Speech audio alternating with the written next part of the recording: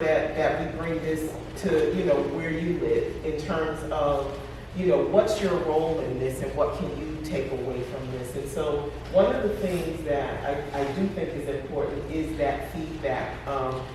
You have to help us build these systems, these pipelines. We need to know what your specific needs are. And if you're a small business and you think, well, I'm just this, I employ 5 people. We still need that input in terms of the design of programs. We need to know the nuances because a lot of the schools, and Nancy is a little bit different in her approach, but a lot of the schools, as Tracy alluded to, you build a curriculum and that's kind of, it becomes a little stale over time. And you are never. But if there's not that feedback in those kind of specific nuances, I think of the manufacturing pipeline, which was built initially really around electric boat. But guess what? We found nuances that help a lot of the smaller manufacturers so that we're still training people to your specific needs. And we need that feedback, and you have to be present. And I'm going to be preachy and I'm going to be assertive here. It's what I do. Do you want microphones? I don't think I need a microphone. No, I don't. So you really if you're not part of that process, it's kind of like voting. You don't get to complain after. So you really have to be a part of the process. You have to feed it. It doesn't mean that you have to sit at the table every day, all day, but you have to be part of this ecosystem if it's going to be effective. Yolanda, yes. I'm going to ask you to talk a little bit about the foundation, the kinds of projects you do, and your target population, how this kind of feeds all back into this ecosystem. Thank you, Kimball. And I just want to say that it's very exciting that Career Connect is here in our state and that we are working to get 6,000 Connecticut residents employed in good quality jobs. So as far as the foundation, we see supporting inclusive career pathways as critical to building a more inclusive economy so that people that have been historically excluded from opportunity are actually able to take advantage of the important place our state is right now with these significant federal funds. And this is historic that these funds are coming to Connecticut. So as far as the Community Foundation's investment in inclusive career pathways, the people that we are focused on supporting so that they're able to obtain good quality jobs are people of color, women, immigrants, returning citizens, also known as the reentry population, the LGBTQ+ population, and also other populations that have struggled historically and have not been served well by the workforce development system.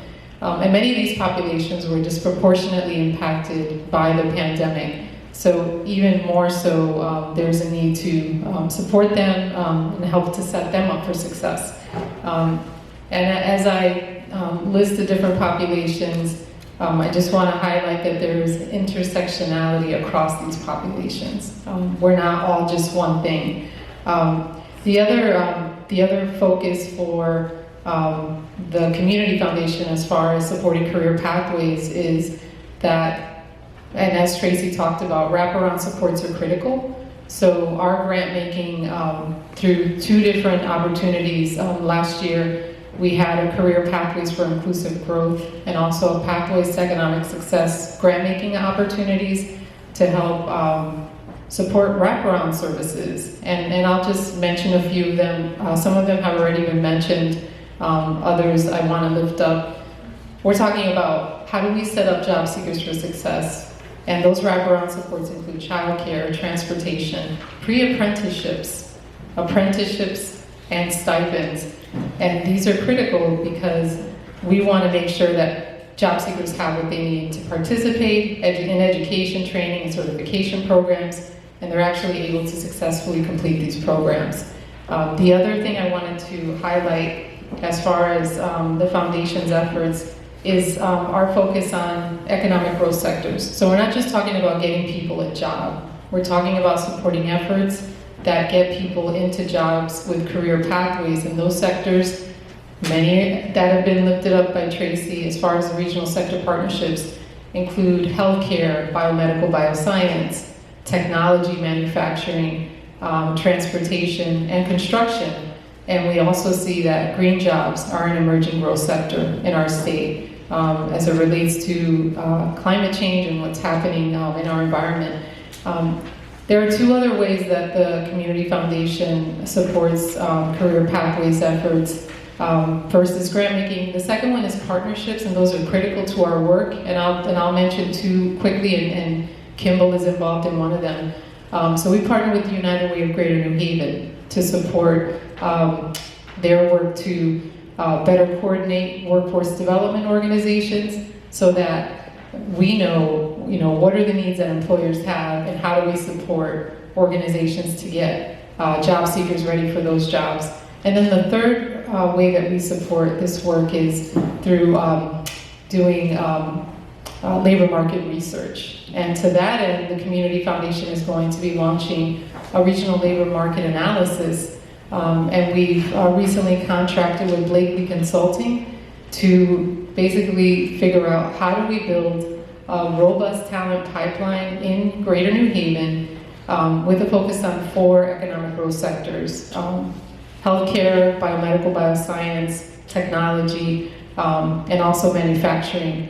And one way that you all could participate in that is to be willing to talk to our researchers so that we are able to understand what are those middle skill, high level, good quality jobs that are available. How does what we have and offer in Greater New Haven in terms of training programs match up with that? And we're also centering racial and gender equity in that analysis because of obviously what I talked about before and our focus on specific target populations. The final thing I want to say is that as wonderful as Career Connect is, not every organization got funding. So we are supporting many of those organizations that perhaps did not apply to Career Connect, perhaps did not get funded, to help prepare our local residents to prepare for jobs with a solid career pathway and growth opportunities. Jill, sitting here so patiently.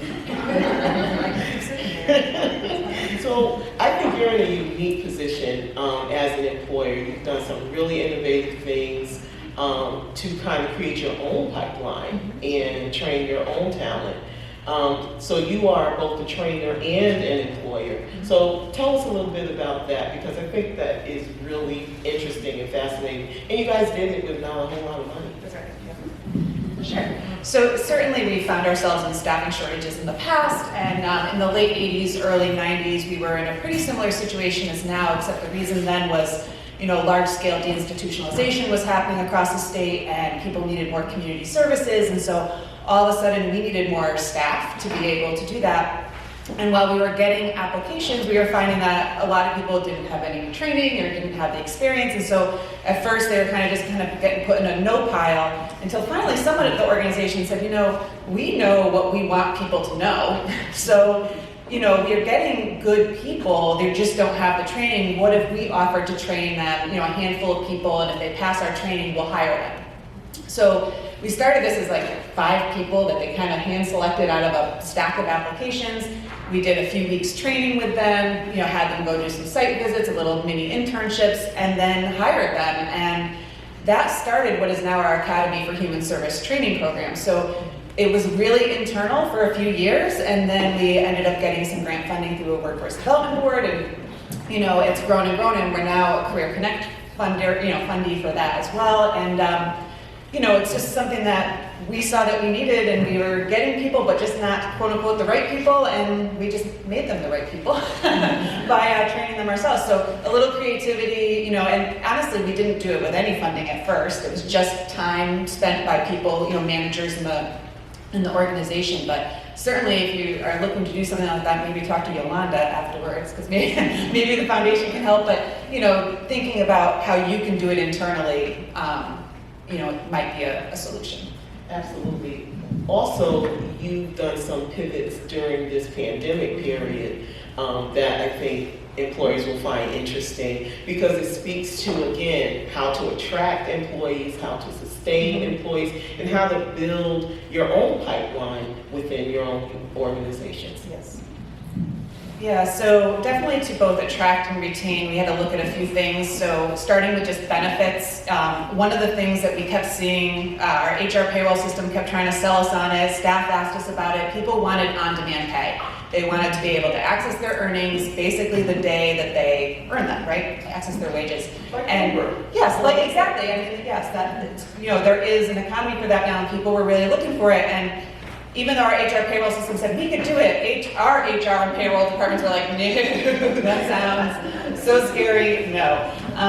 But we had to stop saying no and look at it a little bit more, and we piloted it with a very small group of people in the last half of last year. And January 1, we've turned it on for all of our employees, and just since January 1, 200 people have already set it up and are using it. So it is a benefit that people want, and it costs us nothing to do that. It's all through our HR payroll system. So, that was something that we had to stop saying no to and realize people wanted. The other thing is we always said no to hybrid and remote work. We're a human service agency, we provide services. If our direct care staff are in, everybody else is in, it doesn't matter what the weather's doing, it doesn't matter, everyone's in.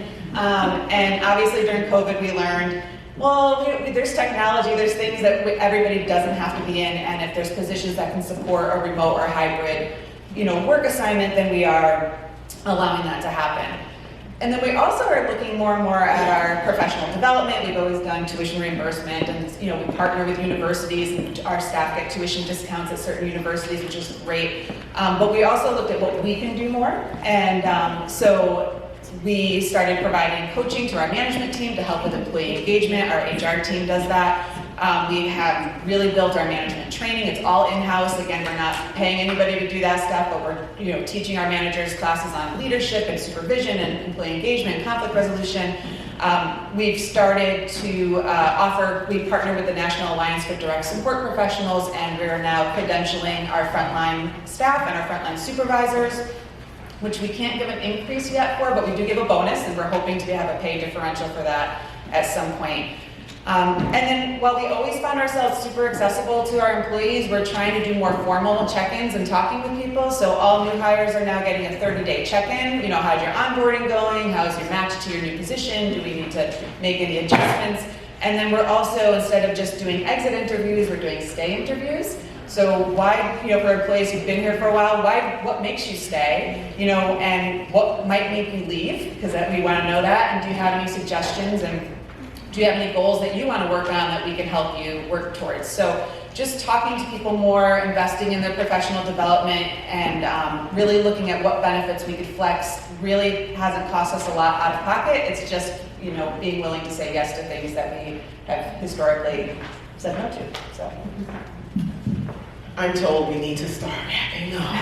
This went so quickly. I want to give an opportunity if there are questions in the audience, but before I do that, I do want to say I can't let us wrap up without speaking to the concept of inclusion, and to be sure that you are opening your net in a very purposeful way to make sure that you are including as broad and diverse a population as you possibly can. This is one of the key things that attracts young people.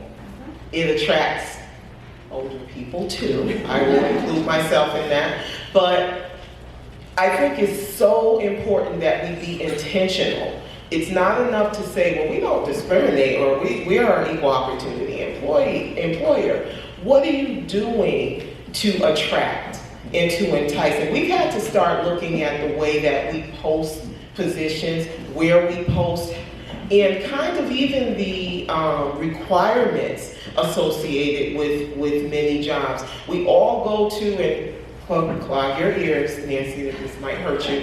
We all go to that, you have to have a degree. You have to have a 4-year college degree. Well, do you? Look at your job, look at the scope, look at the responsibilities associated, and look at how you can kind of do a replacement of a degree with certain experience. How can you afford experiences within your own workforce?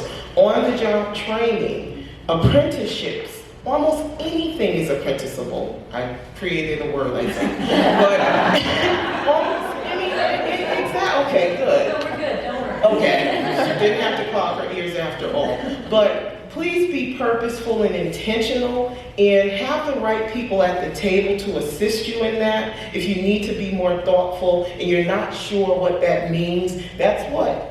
These are the kinds of things that Yolanda is in her organization is good at. These are the kinds of things that we're thinking about as a workforce development board and how we can support employers. But I do want you to think about tapping into what you normally don't tap into. And Yolanda spoke to that. We're talking about populations of color. We're talking about young people, that age group that are chronically unemployed, 18 to 25. We're talking about immigrants. We're talking about re-entry individuals who are the most loyal and show up to work on time like you wouldn't believe. Give the opportunity, expand your net, and be purposeful and intentional about that. Now I want to give the opportunity for any questions that you might have. If you could stand up, and I don't know if you can, I just blinded myself. Hi, I'm just going to sit down so you don't see me. My name is Melanie, and I work for a counterpart of Workforce Alliance. I work for the workplace in Southwestern Connecticut, but my program is statewide, and we help people with foreclosure receiving free training. My question to you, Trace, is regards to Career Connect. I know that Southwestern Connecticut received the grant for healthcare, but I might have clients that get training, I'm going to say, for like manufacturing, but someone else in a different part of the state has that. So is Career Connect statewide, and that person would get connected to someone, I would say, northeast? Yes. Oh my gosh. It is northeast. Okay, northeast. And would they be able to get training even though they live here in like Fairfield County? So yes, and it's a great question. I'm pretty loud, I get teenagers. But yes, it's a very good question. Career Connect is statewide. What we did with the workforce boards, and I should say the workplace actually received 2 grants from this program. One for remote works, because hey, that's where we're heading after the virus, and for healthcare. But say someone from your region is interested in manufacturing, then the Eastern Workforce Investment Board, that person will be case managed to them, help them work through what programs are happening, and there are trainings all over the state, all over the state. So the community colleges are very engaged, and so they're doing manufacturing education at Housatonic and Naugatuck, and so yes, that person in Fairfield, easily they will be case managed by the people that are handling manufacturing to do training in their own community. Perfect. But not regionally where they live. Not So much. really where they live. Yep. With the group that Charter Oak has, again, since our training is online, good, I don't know.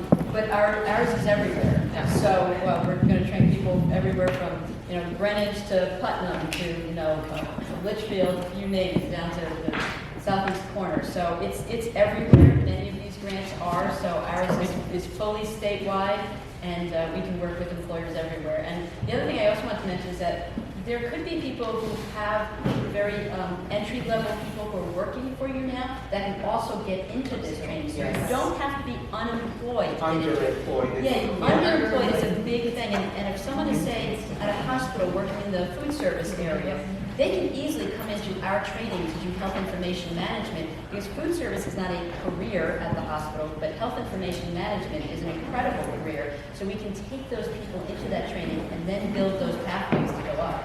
Yes. So, I'm And so sorry. I've been given the hook. We will be here.